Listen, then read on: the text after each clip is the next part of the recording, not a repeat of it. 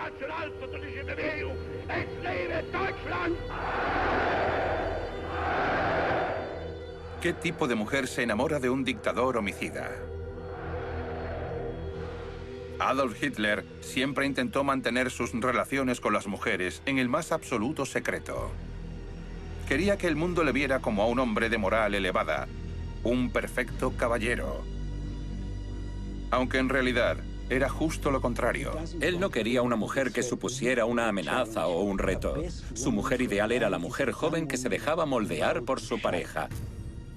Las protagonistas de los grandes amoríos de Hitler quedaron tan carcomidas y consumidas por él que solo vieron una vía de escape.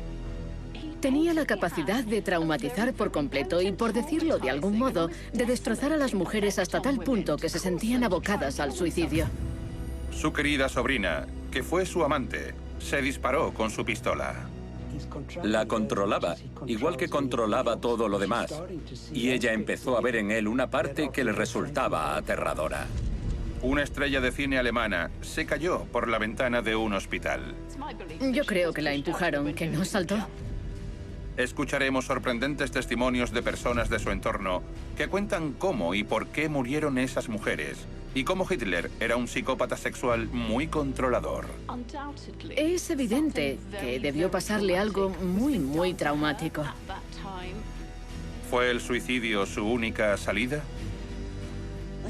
Creo que lo que les pasó fue que se dieron cuenta del tremendo poder que tenía sobre ellas y de que nunca podrían librarse de él. La vida sexual secreta de Hitler. Amantes suicidas. En abril de 1889, en un diminuto apartamento situado sobre una cervecería en un pequeño pueblo austríaco, Clara Hitler dio a luz a Adolf Hitler. Clara, que había visto morir a 3 de sus hijos a una edad muy temprana, se dedicó en cuerpo y alma a su joven retoño. Él era la luz de su vida. Para el joven Adolf, su madre era una santa, mientras que su padre era un monstruo. El padre de Hitler, Alois, era un hombre violento y alcohólico. Volcaba su ira sobre Adolf y también sobre su hermano. Les maltrataba físicamente. A él le azotaba con una especie de látigo. Aparentemente, eso ocurría a diario. Clara oía los gritos de su hijo, y cuando su padre dejaba de pegarle, Adolf corría junto a su madre. Juntos formaron una alianza secreta. Hitler tenía una relación muy estrecha con su madre. Era normal que una madre que había perdido 3 hijos desarrollara un apego extremo por el superviviente. Su madre intentaba protegerlo de su padre. Clara creía que ese vínculo tan estrecho ayudaba a Adolf a soportar mejor la crueldad de su padre. Pero hay quien opina que fue precisamente aquella dedicación materna lo que deformó su visión de la intimidad con las mujeres e influyó en sus anómanas relaciones sexuales. Cuando eres hijo único y tu madre te dedica toda su atención, te crees que eres el centro del universo. Hitler fue el mayor narcisista de la historia. Un narcisista es alguien totalmente obsesionado consigo mismo y que considera que todos los que le rodean deben hacerle sentir mejor o ser castigados por no hacerlo. Hitler empezó a mostrar los primeros signos de su oscura y peligrosa obsesión con las mujeres en la adolescencia.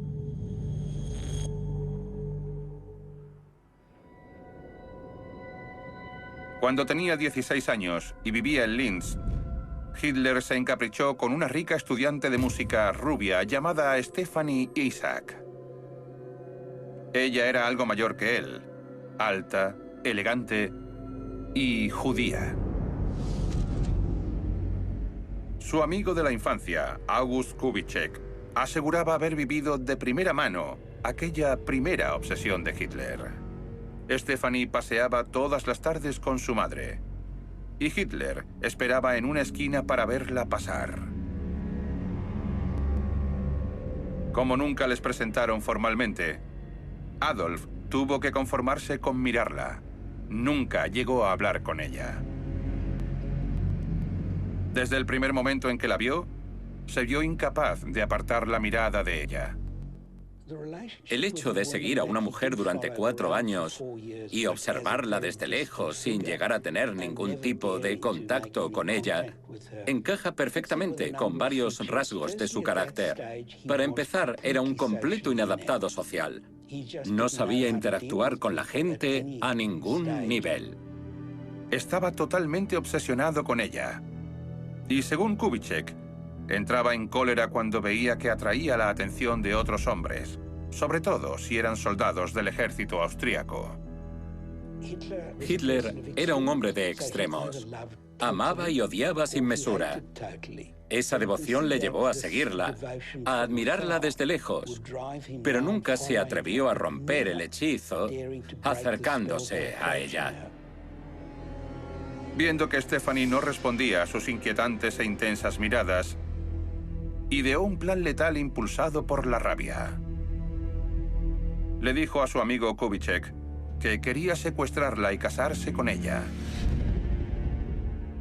Tras darle un par de vueltas, comprendió que no podía mantenerla. Así que pensó que sería mejor que ambos saltaran al Danubio en un horrible suicidio pactado.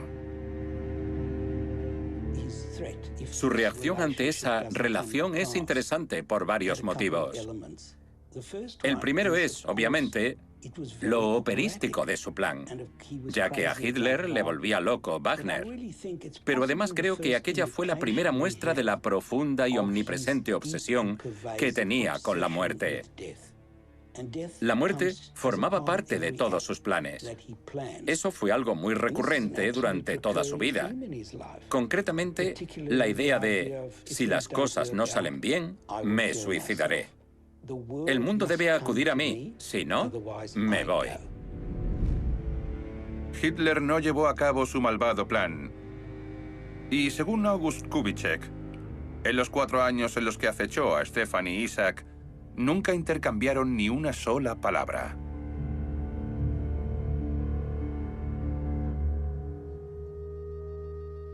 Esa obsesión con el amor y la muerte es garantía de que las relaciones con las demás mujeres de su vida fueron extremadamente perturbadoras. A finales de 1907, dejó de acosar a Stephanie y Isaac. En diciembre, poco antes de Navidad, su querida madre murió de cáncer. Hitler estaba destrozado. Adoraba a su madre, estaban muy unidos, pero ahora ella le había abandonado.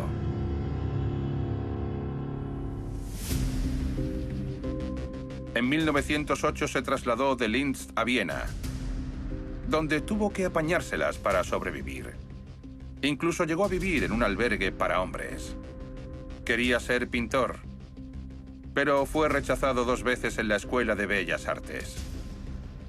Se mantenía a flote vendiendo postales de lugares turísticos alemanes que él mismo pintaba. En 1915, y después de que el ejército austríaco le rechazara por motivos de salud, entró en el ejército alemán para luchar contra la Triple Entente. Cuando la guerra acabó, el soldado Hitler estaba destrozado por la derrota de Alemania. Obviamente estaba enfadado y amargado, y se le ocurrió la idea de la puñalada por la espalda. Él creía que Alemania no llevaba las de perder en la Primera Guerra Mundial, que lo estaba haciendo bien, pero fue apuñalada por la espalda por los judíos, los socialistas, por todo un trasfondo de personas que no estaban comprometidas con los intereses de Alemania, aunque fuesen alemanes.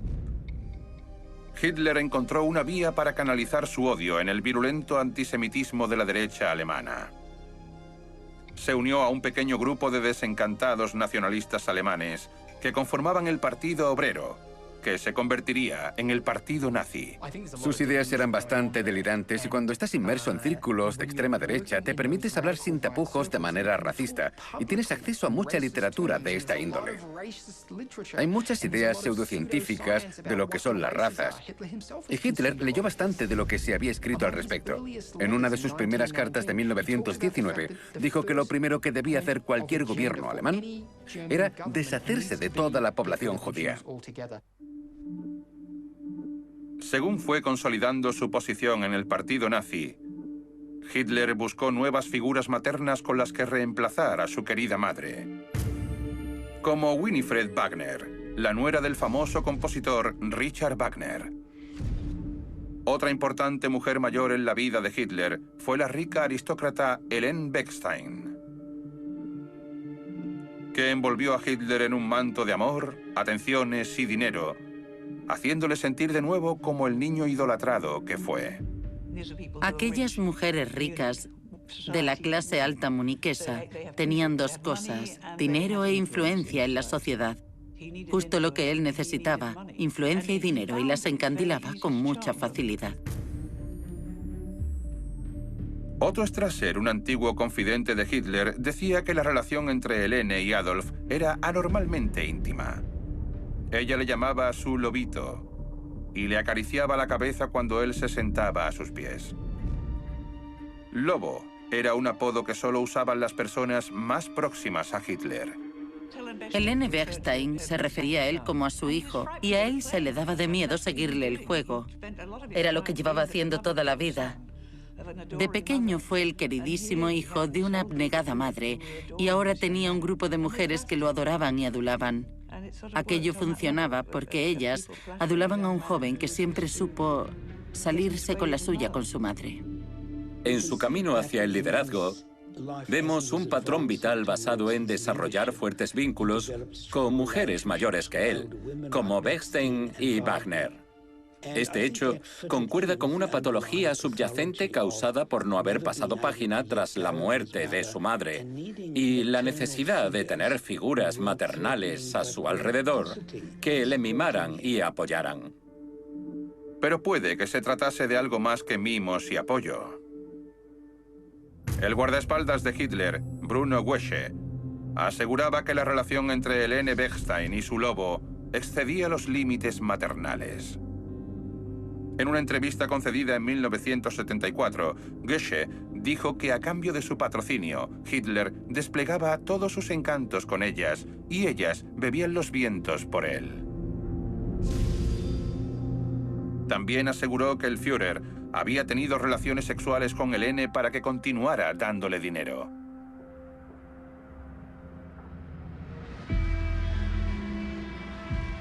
Mientras cortejaba a aquellas figuras maternales, Hitler comenzó a ser como una estrella del rock para las más jóvenes.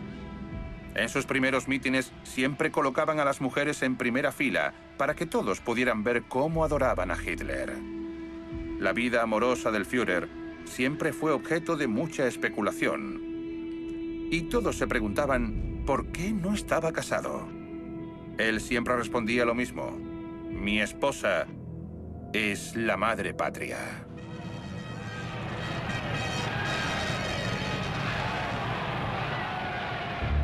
Hacia 1923, Hitler ya era líder indiscutible del partido nazi. Y su creciente popularidad aumentó su confianza en sí mismo. Impaciente por la situación política, ordenó a sus tropas de asalto que llamaran a la población a la insurrección armada y a la toma del poder por la fuerza en una cervecería de Múnich. El putsch de Múnich fue más una declaración de intenciones que un intento por hacerse realmente con el poder en el sur de Alemania. Pero ya muestra que era alguien a quien le gustaba arriesgarse, tal como demostró una y otra vez más adelante. Su gran plan consistía en hacerse con el control del gobierno muniqués para marchar después rumbo a Berlín y derrocar al gobierno federal. Pero no lo logró. Fue arrestado y sentenciado a 9 meses de cárcel por traición. Él sabía que podía acabar en la cárcel por tratar de hacerse con el poder en la región. Pero era algo que estaba dispuesto a aceptar. Lo veía como una ocasión para poner en barbecho sus ideas.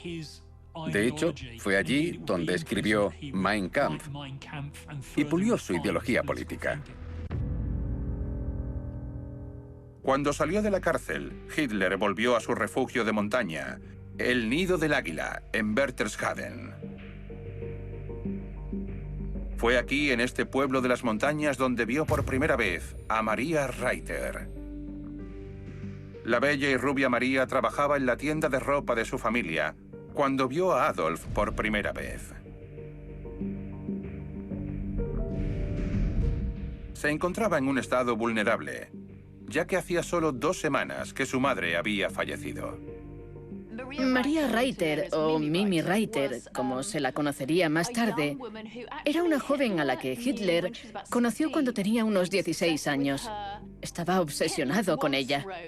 Hitler escribió una vez que su mujer ideal era joven, guapa y tan maleable como la cera.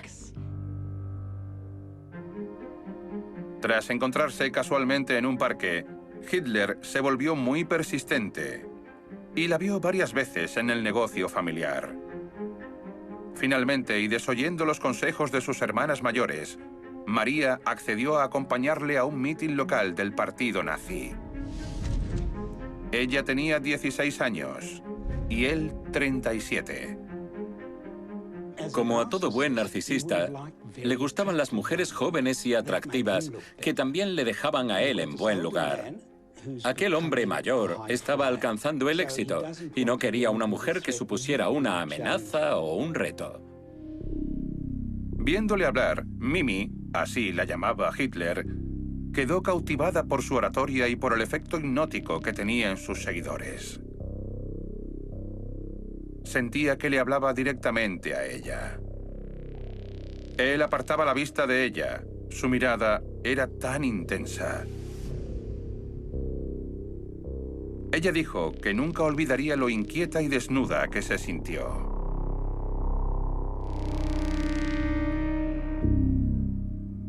Después, ambos disfrutaron de una íntima cena. Para la joven Mimi, aquello era embriagador. Hitler sabía perfectamente lo que hacía fijándose en una chica que podía ser su hija.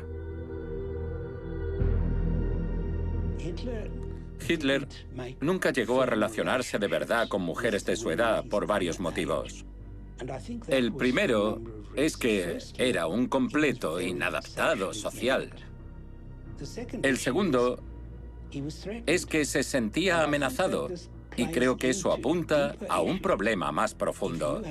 Con alguien de tu misma edad debes tener una relación de verdad, lo que implica mostrarte tal como eres. Y esto le daba un miedo atroz. Durante el año 1926, Hitler vio a menudo a Mimi en sus visitas a Berchtesgaden. En una de ellas, la recogió en su coche e insistió en que pasara con él a solas por un bosque cercano. Según Mimi, allí fue donde se besaron por primera vez. Ella dijo que Hitler fue enérgico y que la apretó contra él. 3 meses después de que María cumpliera los 17 años, mantuvieron relaciones sexuales por primera vez en el apartamento que Hitler tenía en Múnich. Ella estaba loca por él. Regresó a Múnich poco después. Se escribieron numerosas cartas y Mimi guardó toda aquella correspondencia, una prueba de su amor. Hitler escribió que la deseaba ardientemente como si fuese la primera vez. Pero en un momento, la correspondencia cesó. Tan pronto como la convirtió en su devota esclava, se cansó de ella y María quedó devastada. No concebía la vida sin él. Así que buscó un trozo de tela, se lo ató al cuello e intentó ahorcarse. Pero su hermano la encontró a tiempo. Maria Reiter no se suicidó. Tenía la capacidad de traumatizar por completo y, por decirlo de algún modo, de destrozar a las mujeres hasta tal punto que se sentían abocadas al suicidio. Nada de lo que sabemos de Maria Reiter sugiere que tuviera tendencias suicidas. Básicamente tenía un carácter destructivo. Creo que en lo más profundo de su ser había un gran vacío. Era incapaz de amar. Era un hombre que necesitaba poseer y al que no le importaban nada los demás. Pero hubo una joven, quizás la única mujer que le importó de verdad. Su sobrina, Geli Raubal. Al igual que Maria Reiter, Geli tenía solo 16 años cuando conoció a la estrella política del momento. Y como ella, Geli empezó sintiéndose halagada, pero con el tiempo acabó consumida por las sofocantes atenciones de su tío amante. Pero al contrario que a Maria, a Geli nadie la salvó.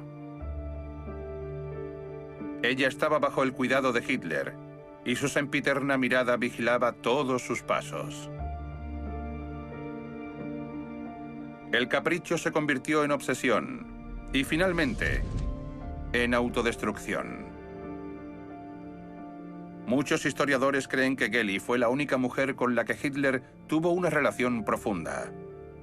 Y cuando murió con tan solo 23 años, algo se quebró dentro de él. Geli Raubal fue, sin lugar a dudas, la mujer más importante de la vida de Hitler después de su madre. Ella era su medio sobrina, la hija de su hermanastra, y se fue a vivir a Múnich, a casa de él, con 17 años. Era extrovertida, le gustaban los focos, quería ser cantante de ópera, así que le encantaba actuar. Le encantaba estar con hombres jóvenes, quería tener novio, era divertida. Si os fijáis en sus fotos, parece que siempre está a punto de reírse. Debió pensar, me voy a la gran ciudad y mi vida será un carnaval. Pero en cuanto se mudó con él, Hitler se obsesionó con ella. Un antiguo amigo de Hitler, Ernst Hanfstaengl, decía que lo tenía hechizado. Decía que era una pequeña furcia descerebrada, carente de ideas y de carácter, y que nunca dio la impresión de corresponder a la depravada ternura de Hitler.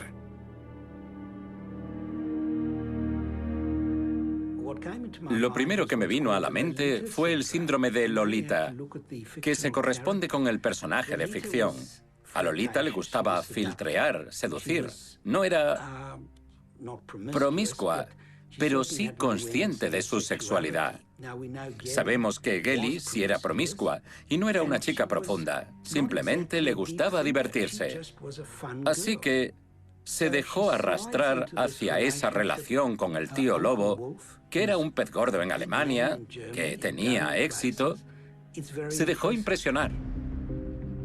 Tío Lobo y Geli, de 17 años, montaban a caballo por las montañas e iban a los cafés y al cine. Hitler no iba a ningún sitio sin ella, y que fuese de la familia era la perfecta tapadera para una relación de carácter más íntimo. En 1929, Hitler se compró un lujoso apartamento de 9 habitaciones en Múnich e instaló a Geli en una estancia adyacente a la suya. Lo más seguro es que al principio Geli viera a Hitler como a un magnánimo patriarca de la familia que cuidaría de ella y que quizás la ayudara a abrirse camino. Pero rápidamente debió percatarse de que no iba a ser así, de que él quería controlar todo lo que hacía, a dónde iba, con quién, y que le daban igual sus sueños. Hitler quería controlar a Geli y se volvía loco cuando ella salía con otros hombres. A medida que la relación fue avanzando, empezaron a notarse ecos de su antigua obsesión con Stephanie. Adolf quería que Geli fuese solo para él. Y no le quitaba ojo de encima.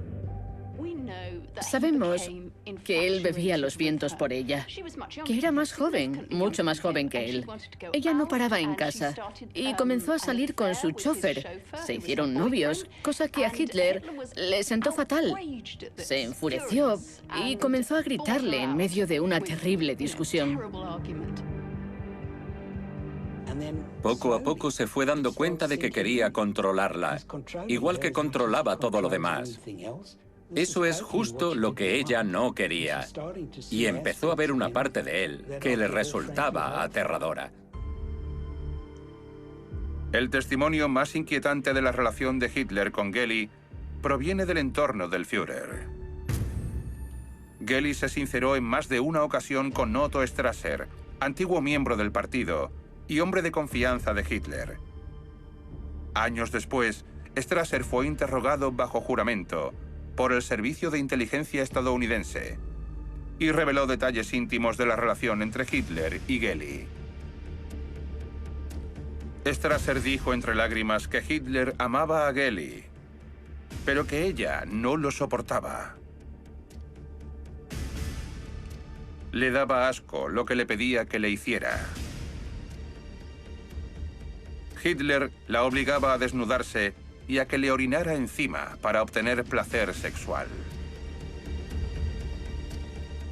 Ella dijo que todas las peticiones de Hitler le resultaban extremadamente repugnantes. Haben Sie auf allen Gebieten jammervoll versagt.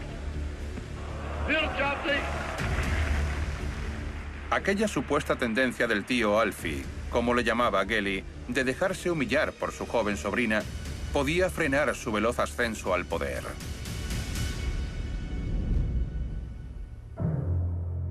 El 19 de septiembre de 1931, Geli Raubal fue hallada muerta en su habitación del apartamento de Hitler con una bala alojada en el pecho y la pistola del Führer a su lado. Hitler y Geli estuvieron 6 años juntos. ¿Por qué murió la sobrina de 23 años de Hitler?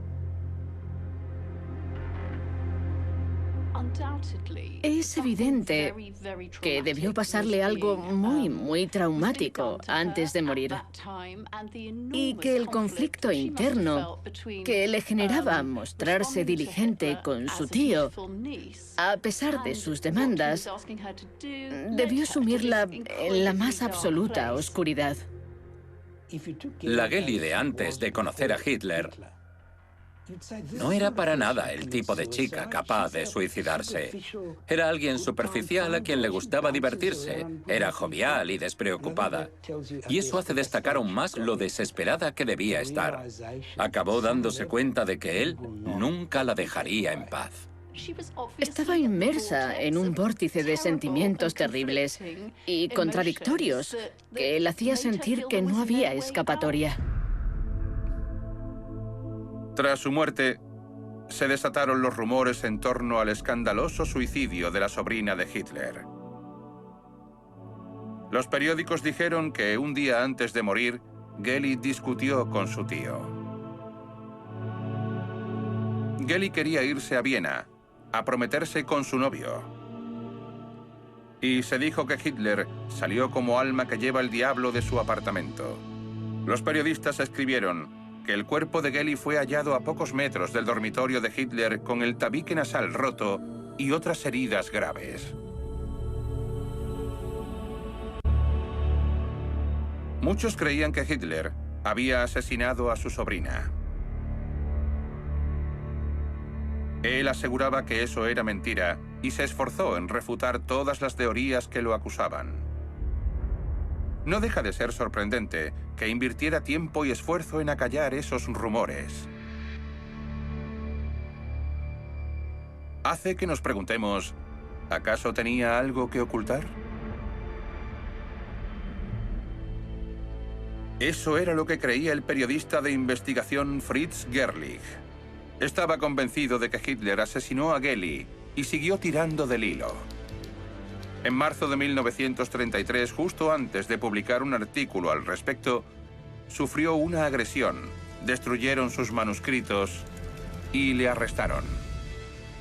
Gerlich fue ejecutado en el campo de concentración de Dachau en julio de 1934. Aquello puso fin al escándalo que estuvo a punto de destruir a Hitler. Pero en los círculos de poder nazis, la muerte de Geli abrió una ventana a la enferma mente del Führer. Creo que, básicamente, se dieron cuenta del terrible poder que tenía y de que nunca podrían librarse de él. Eso quedó patente en la historia de Geli. Ella se quejaba. No me deja hacer esto, no me deja hacer lo otro. Y lo que le pasó es que no vio escapatoria.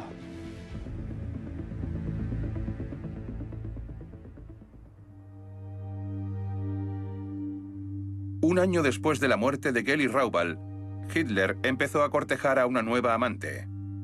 Una mujer que estaba a la altura de su poder. Renate Müller. De 26 años. Una admirada actriz y cantante. Una de las más famosas de aquella época. El partido nazi la consideraba la personificación de los ideales arios y Goebbels quería que actuara en sus películas propagandísticas. Renate Müller era una de las muchas actrices a las que Hitler invitaba a cenar a la Cancillería.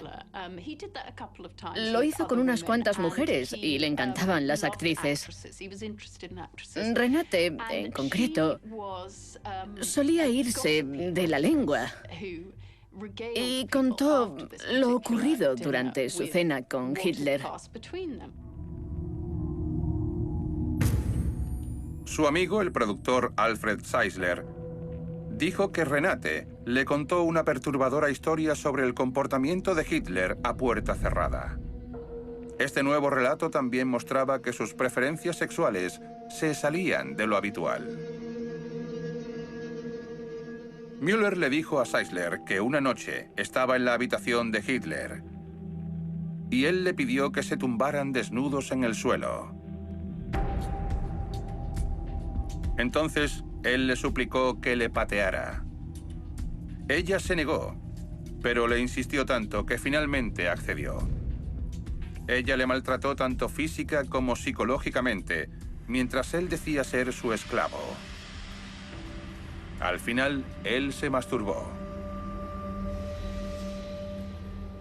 Müller también le dijo a Zeisler que una vez concluido aquel violento acto sexual, se vistieron, se sentaron y charlaron.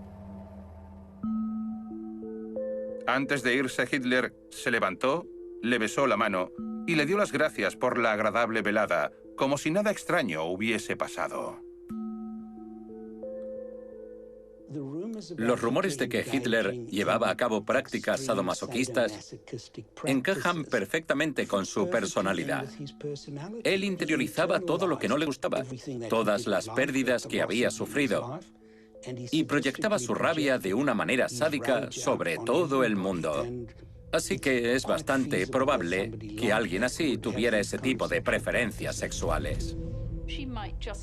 Puede que solo fuese una actriz chismosa a la que le gustara exagerar el relato de sus encuentros con Hitler. Pero también es posible que fuese cierto cuanto contó. El rumor que supuestamente extendió Renate fue que Hitler practicaba la coprofilia y otras humillantes actividades sexuales. Por dentro era masoquista y de cara a la galería, sádico. Resultó que no fue una gran idea chismorrear acerca de lo que el Führer hacía a puerta cerrada. La Gestapo vigilaba a Renate las 24 horas del día. En 1937 fue internada en un centro psiquiátrico. Y aunque solicitó ver a Hitler, él no quiso. Esa fue una de sus últimas peticiones. Desde una de las ventanas del piso de arriba, Renate vio a 4 oficiales de las SS entrando al centro. Poco después, cayó por la ventana y murió. La muerte de Renate fue terrible. Estaba ingresada en una clínica por una supuesta depresión y se cayó por la ventana. Pero, curiosamente, muchos enemigos del régimen también murieron por caer desde una ventana. Era un método de asesinato bastante habitual en el Tercer Reich. Yo creo que la empujaron, que no saltó. Había avergonzado al Führer. Había dicho cosas escandalosas. Y creo que ese fue el motivo por el que la mataron. Renate Müller fue una víctima más de la vida amorosa de Adolf Hitler.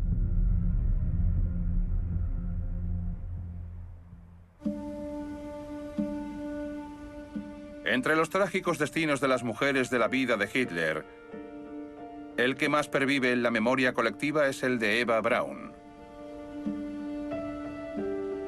Hitler conoció a Eva en octubre de 1929, cuando Geli Raubal aún vivía en su apartamento de Múnich.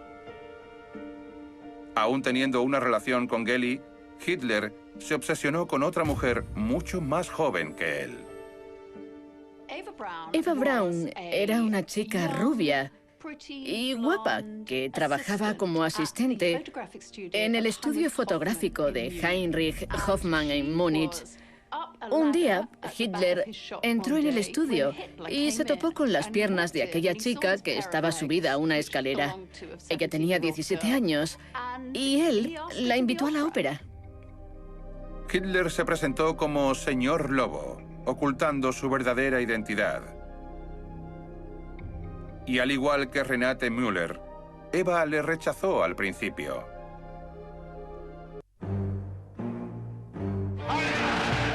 A todo nazi le llega su San Martín.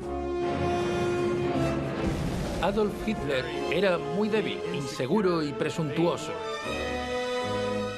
La derrota de los nazis, martes 6, solo en Canal Historia. La primera vez que se vieron, ella no sintió el más mínimo interés por aquel hombre mayor que no paraba de agasajarla y devorarla con los ojos. Cuando él se ofreció a llevarla en su Mercedes, ella se negó, argumentando que le preocupaba la reacción de su padre. Pero Hitler insistió. Y Eva, igual que sus predecesoras, acabó sucumbiendo al hechizo de Adolf. ¿Y cómo? En 1935, con tan solo 23 años, Eva escribió en su diario que era la amante del hombre más poderoso de Alemania y del mundo entero. Pero casi nadie sabía que ella existía. Hitler la mantuvo en secreto y solo sus más íntimos amigos la conocían. Eva era su novia secreta. Para Hitler era importante ocultar que mantenía una relación, porque siempre decía que su única esposa debía ser Alemania. Casarse hubiese sido una catástrofe para su imagen pública. No olvidéis que aquel hombre recibía más cartas de admiradoras que los Beatles y que los Rolling Stones juntos. Fuese donde fuese, siempre estaba rodeado de mujeres que se le tiraban al cuello. Se abalanzaban sobre su coche y se quitaban la blusa y cosas así. Por ese motivo, él pensó que sería un error dejar que lo vieran con su novia, así que mantuvo a Eva en secreto, cosa que no encajaba con el concepto que ella tenía de una relación normal. Al igual que con Geli, el diario de Eva Braun nos permite entrever el efecto traumático que Hitler estaba teniendo sobre ella. Escribió que era una infeliz y que desearía no haberle conocido nunca. En más de una ocasión, cuando ella estaba con su círculo más íntimo, él se le acercaba, le daba un sobre lleno de dinero y se iba sin mediar palabra. Eso ocurrió varias veces y ella se sentía terriblemente avergonzada por ese tipo de humillaciones. Ella escribió que al inicio de su relación, Hitler la llevaba a cenar fuera. Se pasaba toda la velada sin dirigirle la palabra y al final le daba un sobre con dinero. Ella se iba a casa sintiéndose sucia, como una prostituta. Odiaba que le hiciera sentirse así.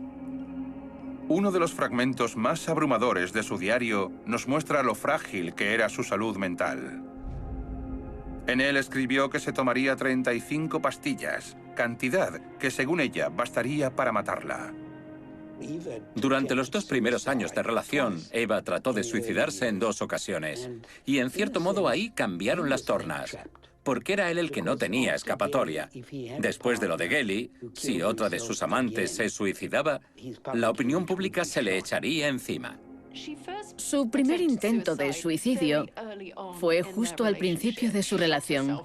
Se disparó con una pistola, pero erró el tiro. Fue más que nada una llamada de atención. Más tarde, lo volvió a intentar con somníferos. Aquellos intentos de suicidio suponían un alivio temporal para ella, ya que Hitler se mostraba más atento, aunque solo fuese por evitar un escándalo político. Pero creo que con el tiempo se dio cuenta de que su sueño de vivir juntos nunca se haría realidad. Al igual que con Gelly y Mimi, Hitler obligó a la joven Eva a tomar medidas desesperadas y trágicas. Se especuló mucho sobre la vida sexual de Eva y Hitler, que al parecer no era en absoluto satisfactoria. Según el médico de Hitler, el doctor Morell, Eva Braun estaba tan frustrada a nivel sexual que le pidió que le inyectara hormonas para subirle la libido. Albert Speer, que le tenía mucho cariño a Eva, la vio llorar un día y le preguntó qué le ocurría. Ella le contó que Hitler le había dicho que se buscara otro porque él no podía satisfacerla. Speer dedujo que Hitler ya no podía satisfacerla sexualmente. En abril de 1945, Eva Braun se instaló en el búnker del Führer, situado bajo la Cancillería, para estar con Hitler. A medida que se fue acercando el final, él les pidió a todos que se fueran, incluida a Eva. Cuando llegó la noticia de que había que rendirse, Hitler les dijo a todas las mujeres que se marcharan. Eva se levantó y le dijo, ¿por qué me dices eso si sabes que no voy a abandonarte? Entonces Hitler se acercó a ella e hizo algo que nadie había visto nunca. La besó en los labios. En el ocaso de la guerra, Eva Braun logró cumplir su sueño de convertirse en la esposa del Führer alemán. Adolf Hitler y Eva Braun se casaron en aquel búnker subterráneo.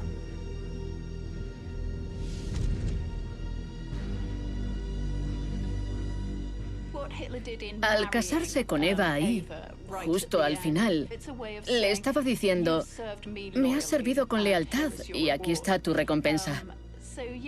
Una vez más, él no supo ver y comprender a la persona que tenía delante. Pero eso fue lo que ella siempre quiso.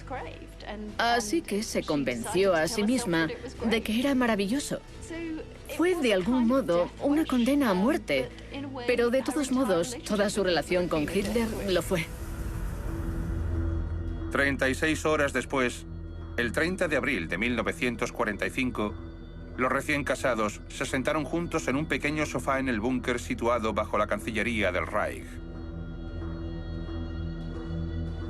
Ambos ingirieron sendas cápsulas de cianuro. Y Hitler, además, se pegó un tiro en la sien, para asegurarse. Eva Braun fue la última víctima de la vida amorosa del Führer. El suicidio de Eva Braun se debió en gran parte a su obsesión por ser la esposa del Führer. No olvidéis que él decía que nunca se casaría porque ya estaba casado con Alemania y ella se empeñó en hacerle cambiar de idea. No concebía una vida sin Hitler, así que ¿qué podía hacer? Irse con él al búnker, disfrutar de un día de matrimonio y suicidarse. Cuesta determinar hasta qué punto influyeron los agasajos y perversiones sexuales de Hitler en que estas jóvenes decidieran quitarse la vida. Pero lo que sí sabemos es que la personalidad narcisista y controladora del Führer tuvo mucho que ver. Creo que, llegado el momento, todas las mujeres que tuvieron una relación con él fueron conscientes del horror que representaba. Y eso fue lo que las llevó a cruzar esa línea. Hitler no era el típico al que podías escribirle una carta de amor y seguir tranquilamente con tu vida. No tuvieron escapatoria. Todas las relaciones de Hitler se caracterizaron por una desesperación que culminaba en suicidio. Yo diría que casi todas las relaciones de Hitler estuvieron marcadas por el maltrato y el control coercitivo. Tenía el poder de sumir a la gente en una profunda depresión. Cuando esa figura tan poderosa y destructiva entró en las vidas de esas mujeres y tomó el control sobre ellas, comprendieron que no había forma de escapar.